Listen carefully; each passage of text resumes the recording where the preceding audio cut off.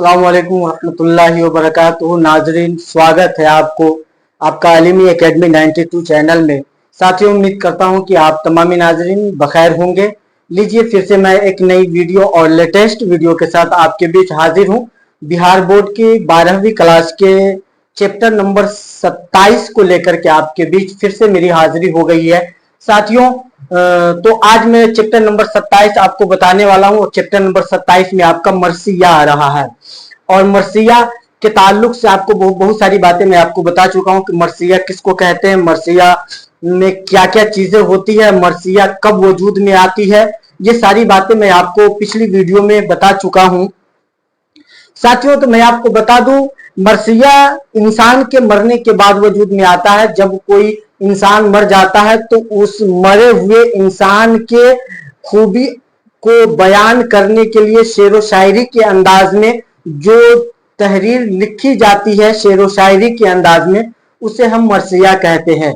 मरसिया के अज्जाए तरकीबी 8 हैं, जिसकी शुरुआत चेहरा से होती है। अनकरीब आपको मैं अभी बताने वाला हूं और हर चीज को मैं डिटेल से आपको बताऊंगा। बड़ा लंबा मरसिया है तो मैं आपका टाइम भी ज्यादा पास नहीं करूंगा। मैं बड़ी तेजी में आज की इस वीडियो में सारे कंटेंट को क्लियर करा देना चाहता हूं। साथियों, तो इस मरसिया के ताल्लुक से जो लंबा मरसिया है उसको तो मैं बताऊंगा ही, लेकिन इस मरसिया के जो लेखक है मीर बबर अली अनीस, मीर बबर अली अनीस, इनके बारे में पहले शॉर्ट जानकारी ले लें। ये कौन है, क्या है, कैसे है, ये सारी बातें चंद मिनटों में मैं क्लियर करा देता हूं। साथियों, तो बिला किसी इंतजार के लीजिए, इनका नाम जो है ना मीर बबर अली अनीस है। अगर हम इनकी पैदाइश की बात करें तो 1802 ईस्वी को यूपी के शहर फैजाबाद के मोहल्ला गुलाबबाड़ी में इनकी पैदाइश होती है। 1802 को यूपी के शहर फैजाबाद के मोहल्ला गुलाबबाड़ी में इनकी पैदाइश हुई। हम बात करें इनके वालिद की, इनके वालिद का नाम मीर मुस्तहसिन खलीक, मीर मुस्तहसिन खलीक इनके अब्बू का नाम। इनके दादा का नाम मीर गुलाम हुसैन हसन, परदादा का नाम मीर गुलाम हुसैन जाहिद, मीर गुलाम हुसैन जाहिद है। साथियों, अगर हम बात करें इनकी इब्तदाई तालीम की तो सुने, इनकी इब्तदाई तालीम घर पर हुई थी, इनकी इब्तदाई तालीम घर पे हुई थी। उसके बाद मौलवी नजफ अली से इनकी पढ़ाई हुई, उसके बाद मौलाना हैदर अली से इनकी पढ़ाई हुई, उसके बाद मुफ्ती मोहम्मद अब्बास से इनकी तालीम हुई। साथियों, फिर मैं आपको एक बात बताऊं कि मीर बबर अली अनीस ये एक वक्त में बहुत चीजों को हासिल करना चाहते थे। एक वक्त में शायर भी और मरसिया निगार भी, और भी इन्हें दुनियावी चीजें जो जरूरत की होती है सेल्फ डिफेंस के लिए, जो चीजें जरूरी होती है वो चीज भी इन्होंने हासिल किया। जैसे देखिए, आपकी किताब में दिया हुआ है कि फैजाबाद के अंदर, फैजाबाद में रहकर इन्होंने घोड़सवारी और शमशीर जनी यानी शमशीर चलाना, तलवार चलाना और घोड़सवारी करना सीखा था फैजाबाद में। और जब ये लखनऊ गए थे तो लखनऊ में इन्होंने फौजी तरबियत हासिल की थी, फौजी ट्रेनिंग भी इन्होंने किया था। इतनी क्वालिटी इनके अंदर थी। अगर हम बात करें इनकी शेर व शायरी की कि ये कितने उम्र में शेर व शायरी करना शुरू कर दिया था, ये कितने माहिर थे, तो सुने, 12 बरस की उम्र में, सिर्फ 12 बरस की उम्र से ही इन्होंने शायरी शुरू कर दी थी। जब 12 साल के हुए थे तो इन्होंने शेर व शायरी करना शुरू कर दिया था। और जो सबसे पहले शेर व शायरी की थी, स्टार्ट जो किया था वो गजल से किया था। किससे किया था साथियों? वो गजल से स्टार्ट किया था शेर व शायरी का। और ये एक ऐसा शायर है कि जिसने जिंदगी भर किसी दरबार से मुंसलिक नहीं हुआ, किसी दरबार का कसीदा नहीं पढ़ा, किसी बड़े आदमी का कसीदा नहीं पढ़ा, उसकी तारीफ में नहीं लिखा, किसी भी दरबार से ये मुंसलिक नहीं रहा। बड़ा एटीट्यूड भरा हुआ था इसके अंदर। तो देखिए, 12 बरस की उम्र में इन्होंने शेर व शायरी की। तो 12 बरस की उम्र में कोई शेर व शायरी कर रहा है, इसका मतलब उसके खानदान के अंदर कोई ना कोई कमाल हो। तो इसके खानदान में बाप, दादा, परदादा ये सब के सब शायर थे। तो ये जो शायरी करना शुरू किया, शायर बने, तो ये एक खानदानी शायर हो गए। जैसे जो बाप करेगा बेटा भी करेगा, जो बेटा करेगा वो पोता भी करेगा, जो पोता करेगा परपोता भी करेगा। तो आमतौर से ऐसा होता, कोई जरूरी नहीं कि करे, लेकिन अगर ये चीजें नस्ल बाद नस्ल चलता रहे तो बात कही जाती है कि ये इनका खानदानी काम है। तो शेर व शायरी करना इनकी ये खानदानी शायर था, किसी दरबार से ये मुंसलिक नहीं हुआ। 1857 की वो तारीख आई, 1857 की तबाही के बाद ये लखनऊ से बाहर निकल गए, लखनऊ से बाहर निकले, लखनऊ से साथियों ये बाहर निकले। और जब बाहर निकले और मजलिसें पढ़ने लगे, प्रोग्राम पढ़ने लगे, बड़े बड़े मुशायरों में ये जाने लगे, तो देखिए कहां कहां ये गए। पटना के मुशायरे में भी गए, हैदराबाद, बनारस, इलाहाबाद, इतने जगह जो है ना, इतनी जगह की महफिलों में जाया करते थे। अगर हम बात करें तो मीर बाबर अली अनीस के जो हम असर बोलते हैं, एक ही तुरिया के, जो हमारे देहाती जबान में कहा जाता है, एक ही तुरिया के दो आदमी, यानी एक ही साल 6 महीना साल भर के आगे पीछे के, यानी उसको हम असर बोला जाता है, हम उम्र बोला जाता है। तो इसके जो हम असर थे मिर्जा सलामत अली दबीर, मिर्जा सलामत अली दबीर थे। साथियों मीर बाबर अली का इंतकाल 10 दिसंबर 1874 को लखनऊ में हुई। 10 दिसंबर 1874 को 10 दिसंबर 1874 को लखनऊ में ये इंतकाल कर गया। साथियों मरसिया की बात चल रही है, तो मरसिया के ताल्लुक से कुछ पॉइंट नोट कर लीजिए जो ये पूछा जाएगा। इसको आप कर लीजिए वीवीआई क्वेश्चन, वीवीआई क्वेश्चन, ये वीवीआई क्वेश्चन है। सबसे पहला मरसिया कौन है? तो उसका नाम है नौसरहार, नौसरहार, जो 1503 में प्रकाशित हुआ था। इसका लिखने वाला था सैयद शाह अशरफ बयाबानी। और अगर हम बात करें मरसिया की शुरुआत कहां से होती है, मरसिया की तमहीद क्या है? तो वो है चेहरा। वो क्या है? चेहरा। यानी मरसिया की जो शुरुआत होती है वो चेहरा से होती है, चेहरे से मरसिया की शुरुआत होती है। तो साथियों उम्मीद करता हूं कि ये जो पॉइंट बताए गए हैं आपने उसको क्लियर कर लिया होगा। आप अगर इसका स्क्रीनशॉट लेना चाहे तो ले सकते हैं। ठीक है साथियों, अब देखें मीर बाबर अली अनीस। अनीस ये इनका तखल्लुस है, लेकिन इनका तखल्लुस दो है। इब्तदाई तखल्लुस इनका क्या था? हजी, हे जे ये नून गुन्ना, हजी। और दूसरा तखल्लुस अनीस, ये किसी के कहने, यानी नासिक के मशवरे से इन्होंने अपना तखल्लुस अनीस कर लिया। पहले हजी करते थे, बाद में अनीस कर लिया। साथियों तो ये आपका वो कंटेंट है चैप्टर के ताल्लुक से, चैप्टर के राइटर के ताल्लुक से, जो क्लियर करना आपके लिए जरूरी है। कुछ भी पूछा जा सकता है। उम्मीद करता हूं कि इससे 2 या 3 क्वेश्चन आपके जरूर पूछे जाएंगे। 2 से 3 क्वेश्चन यहां से आपको जरूर वो पूछ लेगा। मैंने कुछ शेर लिख दिया है मरसिया के।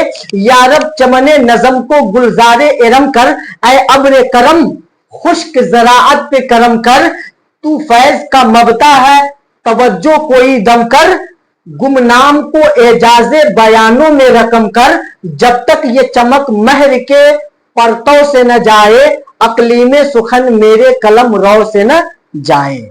साथियों तो इस मरसिया को आज हम पढ़ने वाले हैं। देखते हैं शेर बशेर पढ़ करके अपने इल्म के मुताबिक समझाने की कोशिश करता हूं, आप समझने की कोशिश करेंगे।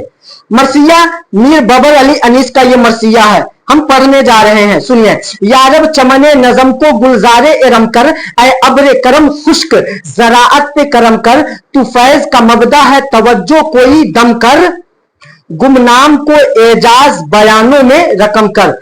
ये इस पहले शेर में शायर जो है ना रब की कुदरत बयान कर रहा है, रब की बारगाह में अरीजा पेश कर रहा है कि ऐ रब इस नजम के चमन को गुलजारे एरम कर दे, ऐ अब्र करम, ऐ करम के बादल इस सूखी जमीन को हरा भरा कर दे, तू फैज का मबदा है, तुझसे फैज मिलता है तवज्जो कोई दम कर, किसी किसी वक्त तवज्जो फरमा दे, अपना रहमो करम डाल दे, गुमनाम को जो राह से भटके हुए हैं उसको एजाज बयानों में रकम कर।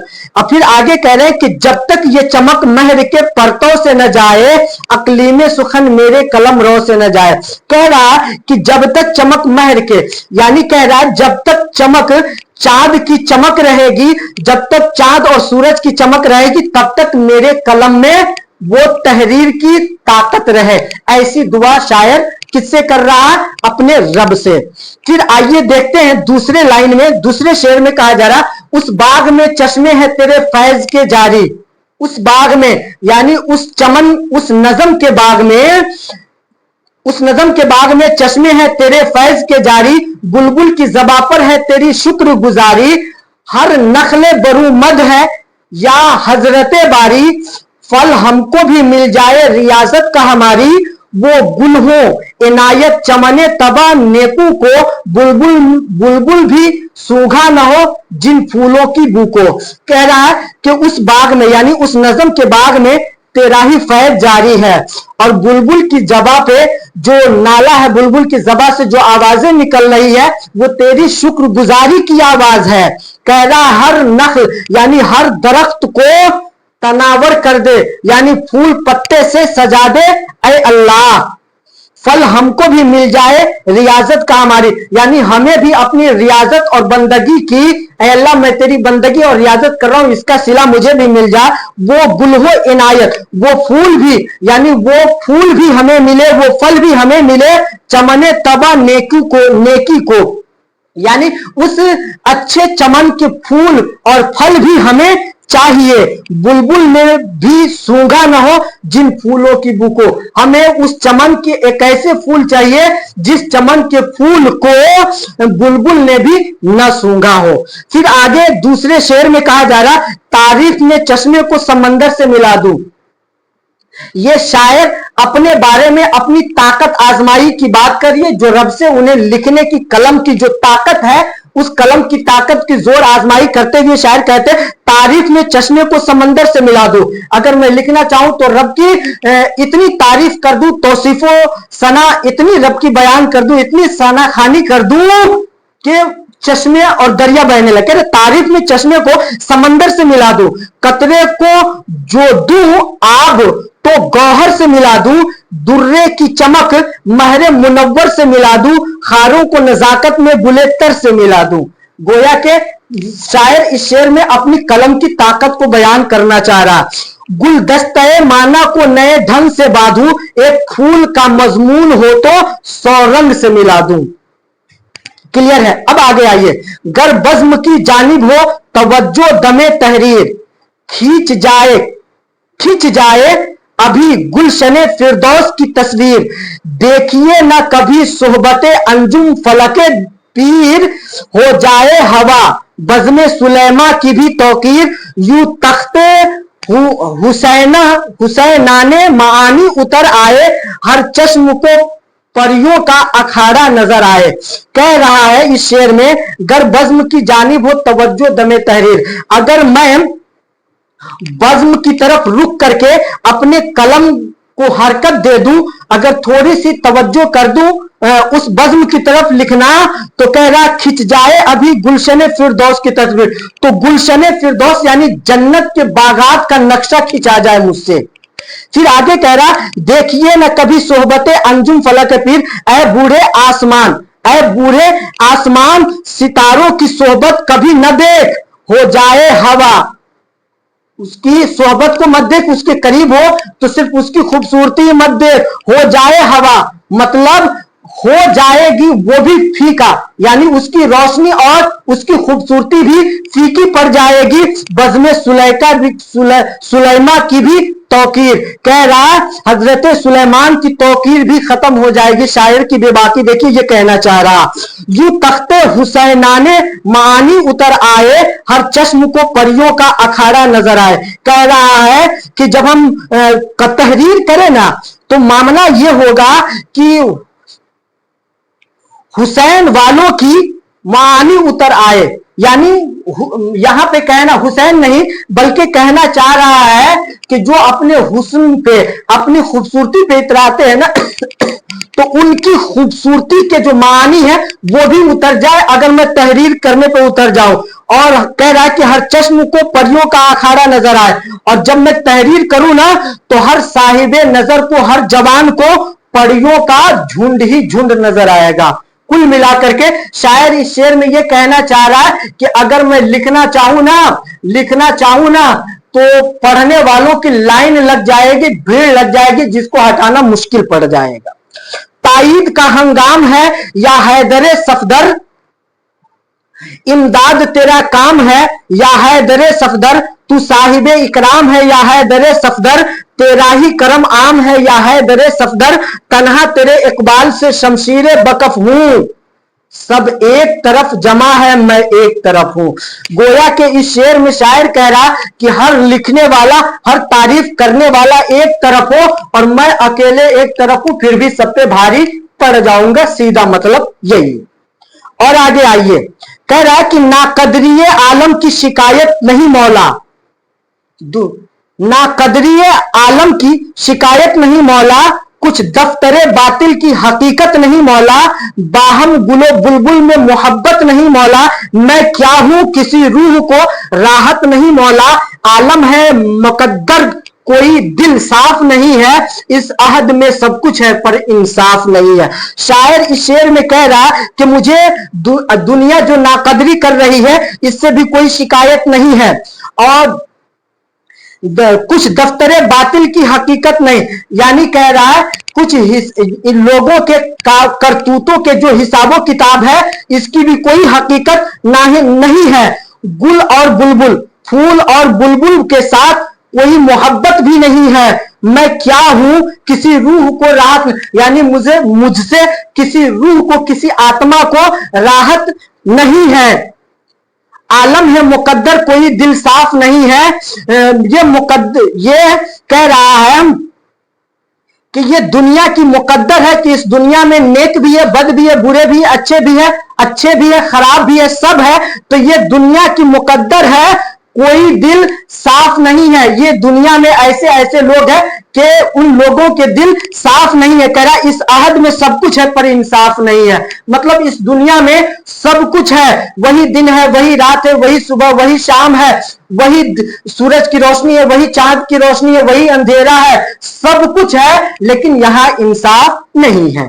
शायर अगले शेर में कहना चाह रहा नेको बदे आलम में तअम्मुल नहीं करते, आरिफ कभी इतना भी तजाहुल नहीं करते, खारों के लिए रुख तरफे गुल नहीं करते, तारीफे खुश इल्हानी बुलबुल नहीं करते, खामोश है वो शीशे दिल चोर हुए हैं, अश्कों के टपक पड़ने से मजबूर हुए हैं। शायर इस शेर में कह रहा कि ये दुनिया, उसी मफहूम को यहां भी कहने की कोशिश किया है कि इस दुनिया में सब कुछ है, फला है, धमाका है, ये है, वो है, सब कुछ है, लेकिन उसके बाद भी इंसाफ नाम की कोई चीज नहीं है। आगे फिर दूसरे शेर में कहा जा रहा है अलमास से बेहतर ये समझते हैं हज़फ को, दुर को तो घटाते हैं बढ़ाते हैं सदफ को, अंधेर ये है चांद बताते हैं कुल्फ को, खो देते हैं शीशे के लिए दुर्रे नजफ को, जाए हैं दुर्लाल बदख्शा वो अदन के, करम मिट्टी में मिलाते हैं जवाहिर को सुखन के। यहां भी उसी मफहूम को अदा कर रहे हैं, अच्छे लोगों की पहचान नहीं है, बुरे को ऊंचा मकाम मिल गया है, जो जिस लायक है उसे वो चीज नहीं मिल रही, जो नालायक है उसे दुनिया की सारी चीजें मिल जा रही है, लेकिन दुनिया उसी जो ना अहल है उसी को दुनिया सर पे बिठाए घूम रही है। शायर ये शिकवा कर रहा है दुनिया से। फिर आगे कह रहा क्या हो गए वो जौहरियाने सुखन एक बार, हर वक्त जो उस जिन्स के रहते थे तलबगार, अब है कोई तालिब न सनासा न खरीदार, है कौन दिखाए किसे गौहर शहवार, किस वक्त यहां छोड़ के मुल्के अदम आए, जब उठ गए बाजार से गाहक तो हम आए। कह रहा है कि ये वो जगह है कि जहां पे हर नाकारे को सर पे बिठाया जाता है, ना अहलों को सर का ताज बनाया जाता है, लेकिन जो अहल है, जो लायक है, उन्हें कोई पूछता नहीं है। लेकिन मुकद्दर भी थोड़ी संवरने की थी, तो उस हंगामे में, उस भीड़ में जाने को चाहा, लेकिन जिस वक्त गया था तो उस वक्त मामला यह था कि जो मुझे पूछता, मेरी इज्जत करता, मेरी कदर करता, वो सारे लोग ही जा चुके थे। आगे का शेर है कि खाहा नहीं याकूते सुखन का कोई गो आज, है आपकी सरकार तो या साहिबे मेराज, है बाइसे इजादे जहां खल्क के सरताज, हो जाएगा दम भर में गनी बन गए मोहताज, उम्मीद उसी घर की वसीला उसी घर का, दौलत यही मेरी यही तोशा है सफर का। शायर इस शेर में अपने लौ को मदीने वाले आका की तरफ लगाया है, सारे नबियों के सरदार जनाबे मोहम्मदुर रसूलुल्लाह सल्लल्लाहु अलैहि वसल्लम की बारगाह में लौ लगाया है और कहा है कि कह रहा है कि मुझे उस दर पे लौ लगी है, मुझे उसी दर पे लौ लगी है और मैं उम्मीद भी उसी दर से लगाया हूं। ये वो दर है कि जिस दर से कोई खाली नहीं जाता, उसी के दर मुझे यकीन है कि अल्लाह ताला से जो भी मुझे मिलेगा वो नबी के वसीले से, नबी के जरिए से ही मिलेगा। और मेरा ईमान और मेरा अकीदा इसी बात पे है कि हमारा नाज जो कुछ है मोहम्मद मुस्तफा पर है। फिर आगे शेर में शायर कह रहा था, जोश कुछ ऐसा ही जो दावा किया मैंने, खुद सरबा गरीबा हूं कि ये क्या किया मैंने, एक कतरे नाचीज को दरिया किया मैंने, तकसीरे नखल कीजिए बेजा किया मैंने, हाँ सच है कि इतनी भी ताल्ली न रवा थी, मौला ये कलेजे के फफूलों की दवा थी। कह रहा है शायर, था जोश कुछ ऐसा ही, मेरे दिल में भी जोश कुछ ऐसा ही था, जो दावा किया मैंने, जो दावा मैंने कर दिया, खुद सरबा गरीबा हूं, खुद गरीबान में झांक रहा हूं कि ये क्या कह दिया मैंने। फिर कह रहा कि एक कतरे